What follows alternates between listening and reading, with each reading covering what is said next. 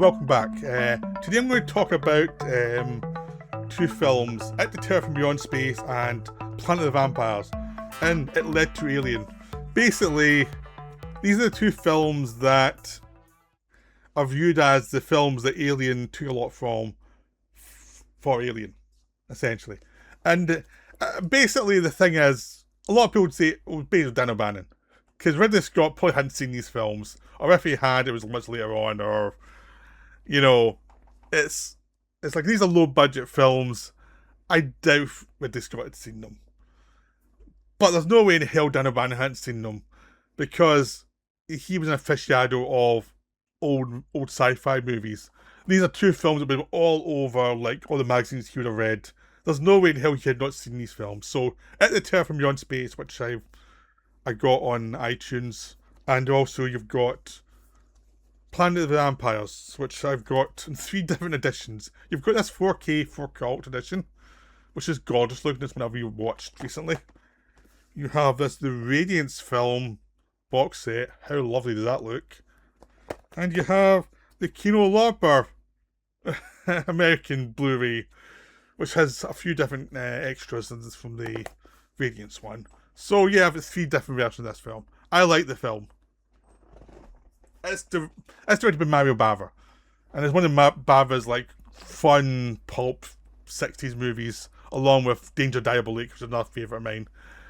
So, these two films, you know, were low budget, were basically AIP films, or companies like AIP. I'm not sure who did it for Terror from Beyond Space, but they were basically low budget films where the cast were probably not that thrilled to be in them and had to do a professional job. Like, I know At the Terror from Beyond Space, it was such a rush production that some of the cast were like, oh god.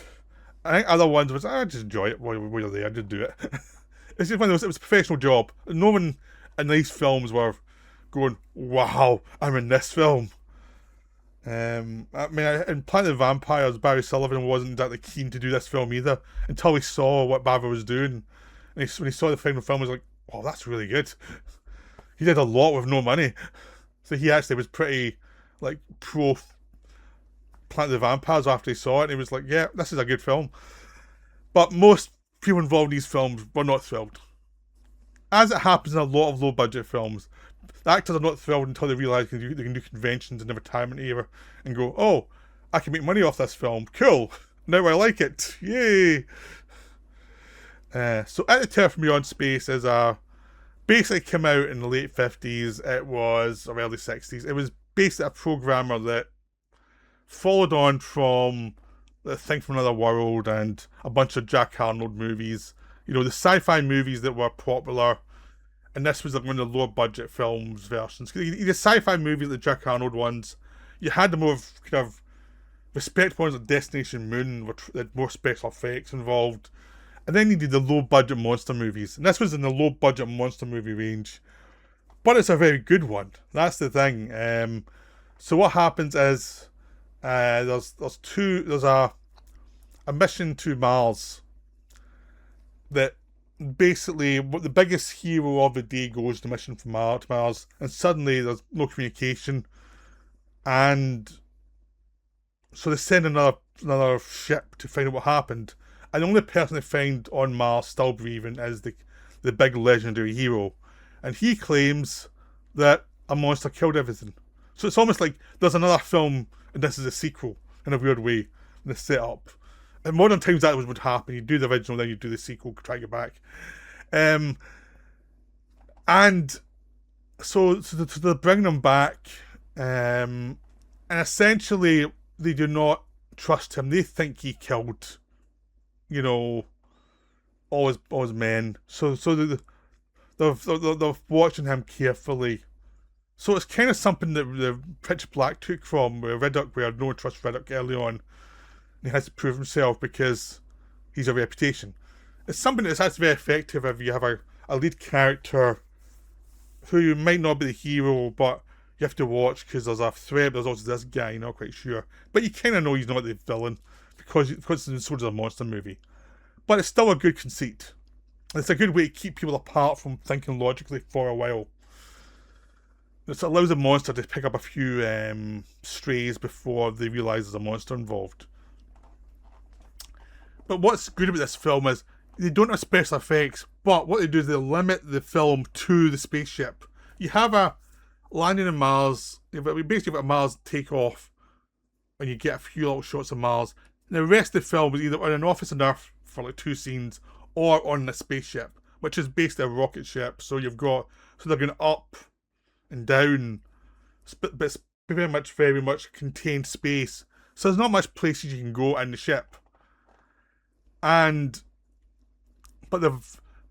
people start dying, so they start to suspect the guy. Then they realise it's a monster, and they're on a ship, and they don't know how to kill it because this monster seems to bullets don't hurt it, flames don't seem to do much for it, and it's basically unkillable, and they're in a limited location, and they're starting to get knocked off one by one.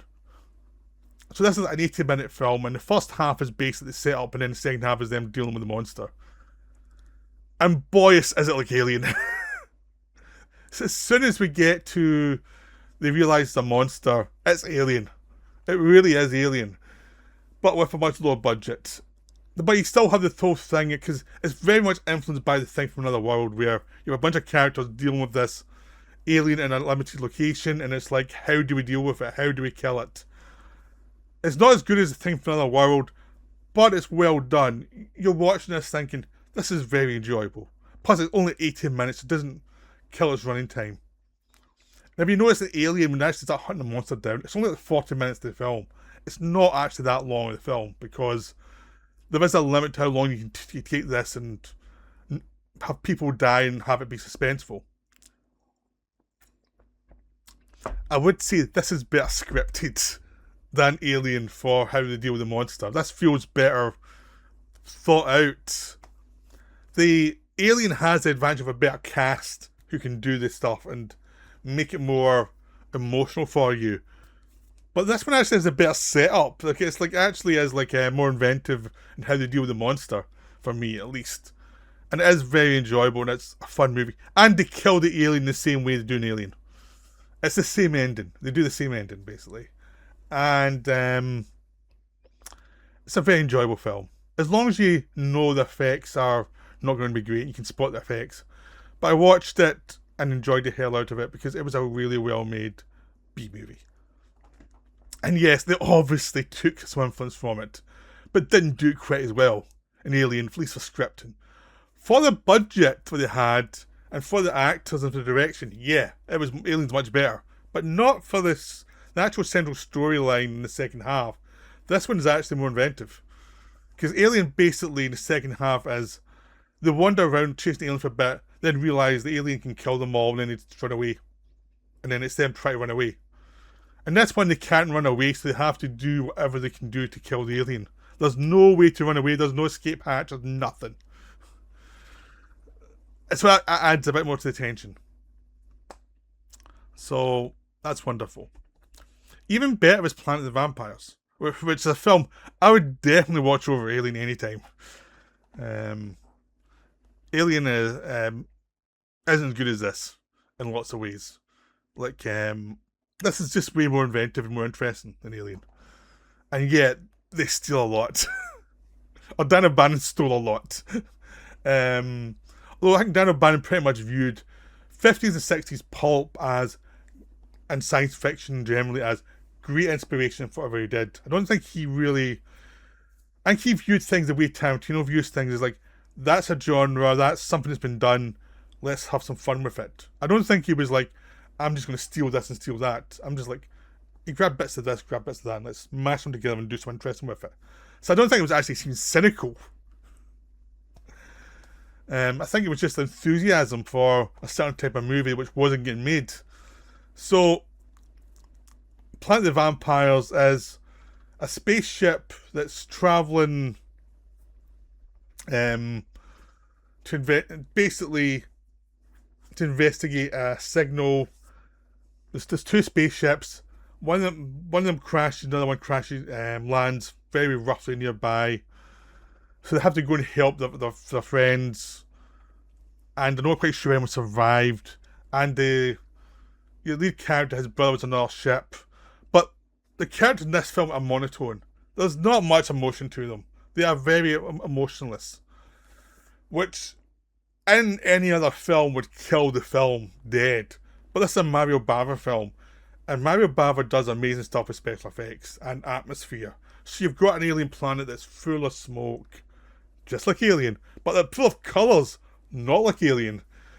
But it has a crashed ship, a crashed alien ship, with an alien which is very large on it. Sound familiar? But they're actually dealing with it's actually based on a short story. They're actually dealing with a species on this planet that's the planet's dying, and these species are not physical; they're mental. So they can't build spaceships. They never evolved that way, and it's like, well, we have to basically. So that's how the spaceship landed and used its communications to actually lay a trap for someone else to come down to try and overtake these people and possess them. Basically, it's basically demonic possession in space, and take over the bodies and take off the ship. That's their plan, and they'd rather have them alive, but if they're dead, so be it. So they can possess the dead, but also can possess the living, and it's basically trying to survive that. Now, John Carpenter always also did this in Ghost of Mars, so Dan O'Bannon was not the only person ripping this off. Well, John Carpenter was very much closer to Planet of the Vampires in the sense of he was doing a cheesy B movie and knowingly doing a cheesy B movie with lots of colours and stuff. It's also not as good as this film, and I'm sure Carpenter was the first person to say that. But this film's gorgeous. It looks gorgeous. You can just watch these astronauts walk back and forth to the ship and get the atmosphere, and it's beautiful. And Bava only had like little models, and sometimes you can see the little models, but the imagination and the layers of sets and the layers of smoke that he did was astonishing. I mean, really beautiful stuff. He did not have the effects budget of something like 2001, where they could actually shoot the models in a certain way so they would look real. Because there weren't certain way to shoot them that can make them look real, but if you have a certain camera movement, you have to shoot them at a certain speed. That Bava didn't have that technology, so they just floated like Ed Wood things. But Bava made them look great. And there is some fun twist in the tale. There is a kind of twist the whole thing that you will spot the twist, but what it's suggesting is actually quite interesting as well. And it's quite fascinating. And there's fun ideas throughout it and a great atmosphere. And it's just like, do you want to see a great B movie? This is it. Even has a great B movie title, even though there's no vampires in the film. It's called Planet of the Vampires, and there's no vampires. They're like psychic vampires, but they're not actual physical vampires. And they're more like zombies. But this is just beautiful. This is just gorgeously shot, and you can pretty much. It's one of those films you can just sit back and enjoy and thinking, I'm kind of following the plot, but I'm not really caring that much. If you've seen Aquaman 2, you'll realise that the villains have the same costumes as the heroes in this film. As a little tribute from James Wan to this film, so he was obviously a fan. And that whole film has a very Mario Bava visual style to it, done digitally. So there's a sense of that this film has been very influential, not just to Dan O'Bannon with Alien, but also just in a lot of directors like Life Force is definitely influenced by this film, and just a lot of B movies have been influenced by this, good and bad. It's one of those films that anybody who loves that kind of genre is going to see, and they're going to be like, there's something here I can take. It's just one of those great little B movies. At the Terror from Beyond Space is also a great little B movie. They're both really enjoyable. And the fact that Alien took from them shouldn't detract your enjoyment of Alien either, because it's like, yeah, it took from them, and sometimes pretty blatantly, but that was Dan O'Bannon, who was a fan of these kind of films. And I don't think it was cynical. I don't think Ridley Scott had seen these films either. He just saw a script that was a decent script that he could do something with. So I think there's a thing of like, yes, they stole from them, but so what? It's the same thing with City and Fire and Reservoir Dogs. It's like, I did a video on that. It's like, yeah, obviously he stole bits from this film, but so what? He obviously enjoyed those films, and he obviously was influenced by them, and it's like, yeah, so what? It's like, big deal. I think there's a certain way of certain directors get away with it, or certain directors get away with it if it's obvious that they're a big fan of it. I think it's when they're just cynically doing it because they're lazy. That's when you start to go, But yeah, go watch both these films, then go watch Alien, enjoy them all. So that's my recommendation. So I hope you enjoyed this video. I'll see you later. Bye for now.